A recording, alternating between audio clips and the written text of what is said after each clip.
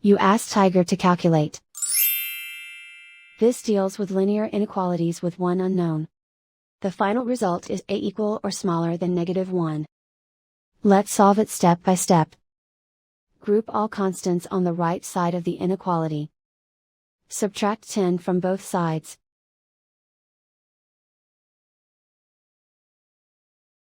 Group like terms.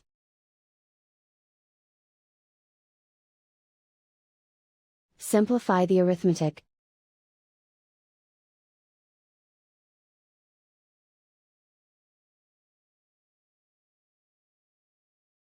Isolate the a. Divide both sides by 5.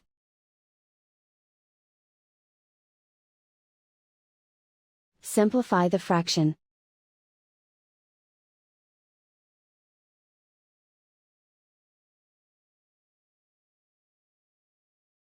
Plot the solution on a coordinate grid. And so the final result is a equal or smaller than -1.